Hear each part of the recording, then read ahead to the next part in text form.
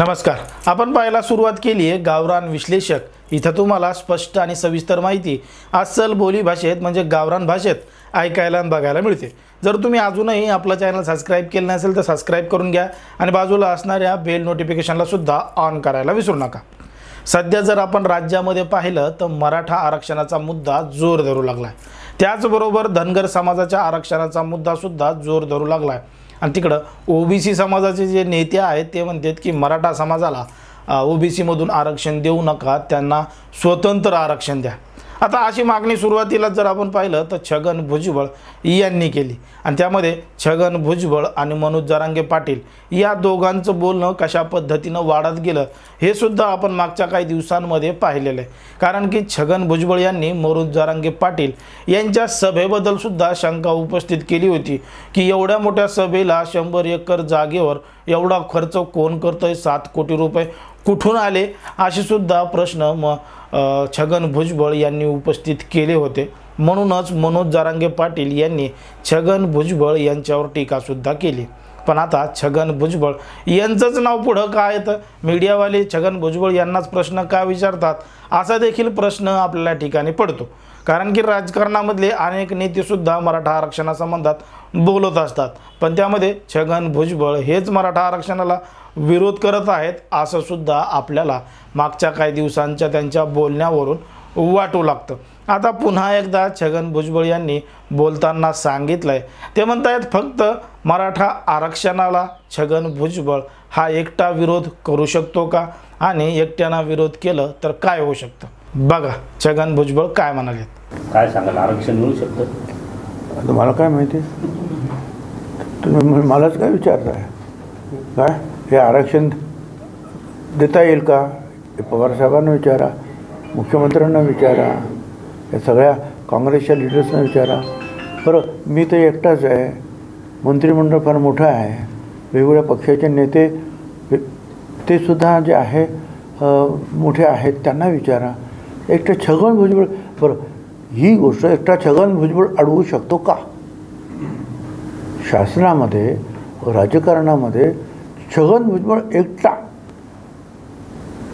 ही गोष्ट अडवू शकतो का की नाही, मराठा समाजाला ओबीसीतून आरक्षण नाही, वेगळं आरक्षण द्या, मी असं बोललो आणि बाकीच्या सगळ्यांनी ठरवलं तर माझं काही चालेल का? कसं चालेल? अनेक लिडर्स आहेत, मराठा समाजाचे सुद्धा सन्माननीय लिडर्स आहेत, नेते आहेत, समजदार आहेत, विचारा ना त्यांना आणि त्यांना सांगा होत असेल तर करा. मग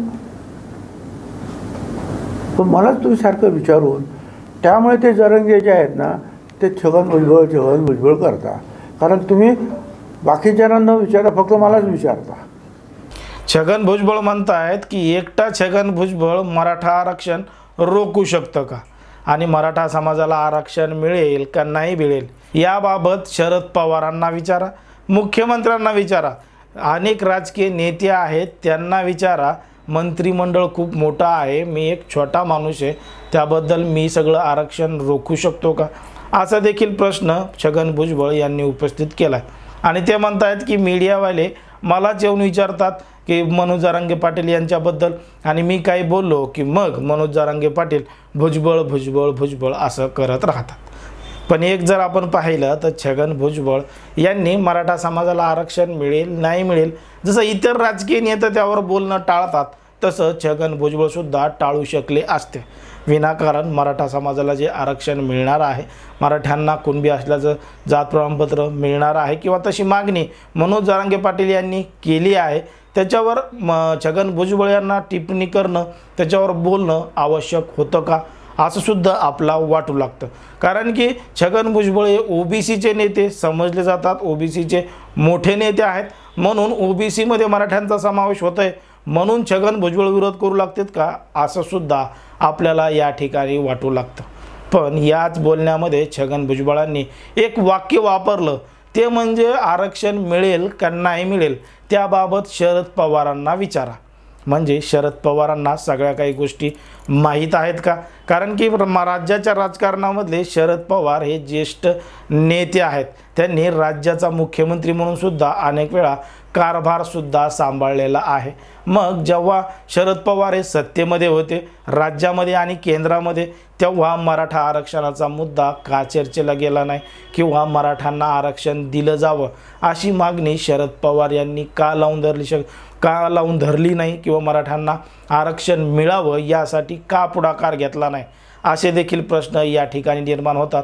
आणि त्यांच्यासोबत त्यांचे अगदी जवळचे त्यांचे सहकारी म्हणून छगन भुजबळ यांनी काम केलेलं आहे. आणि हेच छगन भुजबळ म्हणतात की मराठ्यांना आरक्षण मिळेल का नाही मिळेल याबाबत शरद पवारांना विचारा. म्हणजे नक्कीच शरद पवारांना याबाबत सखोल अभ्यास आहे का किंवा शरद पवारांना सगळ्या काही गोष्टी माहीत आहेत का, असंच आपल्याला या ठिकाणी वाटू लागतं. जर आपण पाहिलं तर छगन भुजबळ हे जे आरक्षणावर नेहमी आता काही दिवसांपासून बोलत आहेत आणि म्हणूनच छगन भुजबळ हे टीकेचे धनी ठरत आहेत असंच आपल्याला या ठिकाणी वाटू लागतं. पण एकटे छगन भुजबळ जर आरक्षण रोखू शकत नाहीत तर मग तुम्हाला बोलायची काही गरजच नाही. तिकडं सरकार आणि मनोज जरांगे पाटील हे पाहून घेतील.